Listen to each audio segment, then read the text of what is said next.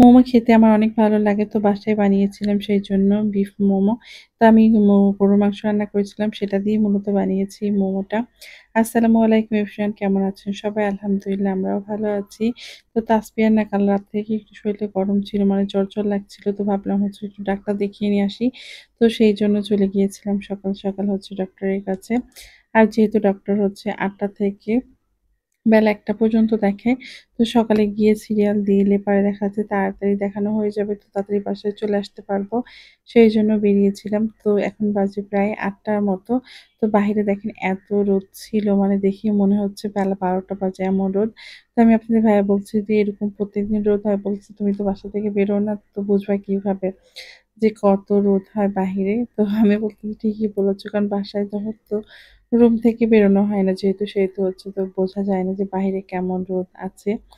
তো হচ্ছে আসলে অনেক রোদ ছিল সকাল টাইমটাতে।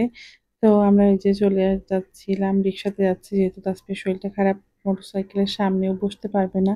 আর বসলে দেখা যাচ্ছে বাতাস লাগলে আরো যদি জ্বর আসে, তো সেইজন্য ভাবলাম আজকে আর মোটরসাইকেলে যাব না, হচ্ছে আমরা রিক্সাতে যাব।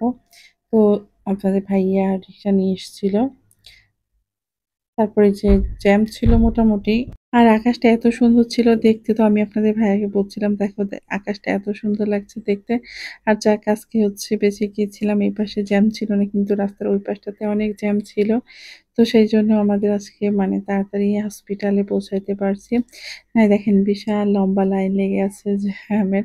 তো যাই হোক আমরা হচ্ছে প্রায় চলে এসেছি। আর চারিপাশে একটু ভিডিও করছিলাম। কি আর করব বসে। তো সেইজন্য ভিডিও করছিলাম। আর ভিডিও করতে এই যে চলে এসেছিলাম হসপিটালে। তারপরে ভিডিও করিনি। তারপর বাসায় চলে এসেছিলাম।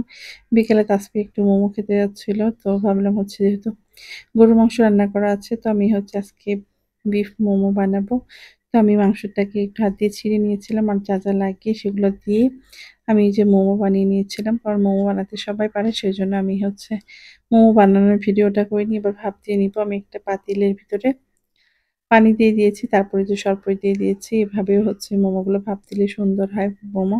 আবার আপনারা চাইলে রাইস কুকারের উপরে একটা পাতিল থাকে যে ওটাতে দিয়েও ভাপ দিয়ে নিতে পারবেন। তো এখানে না কি যেন একটা কালো মতো লাগছিল। তো আমি খুঁটে তোলার চেষ্টা করছিলাম। তারপরে যে এবার খেয়ে দেখাবো আপনাদের আমার মোমোটা কেমন হয়েছে খেতে। তো অনেক মজা হয়েছিল খেতে, যেহেতু হচ্ছে রান্না করা গরুর মাংস ছিল। এইজন্য মনে হচ্ছে টেস্টটা বেশি ভালো লাগছে। আর দোকানের মোমো এর থেকে একটু পাতলা হয়। তো আমি মোমোটা না একটু মোটা বানিয়ে ফেলেছি। কিন্তু খেতে অনেক মজা হয়েছিল। তো কে আছেন আমাদের মতো মোমো খেতে পছন্দ করেন? অবশ্যই কমেন্ট করবেন। তো আজকের ভিডিওটা এই পর্যন্তই। সবাই ভালো থাকবেন, সুস্থ থাকবেন আর আমাদের জন্য দোয়া করবেন। আর আমার মেয়েটার জন্য বিশেষ করে দোয়া করবেন। ওর একটু জ্বর এসেছে তো। আজ এই পর্যন্তই। আল্লাহ হাফিজ।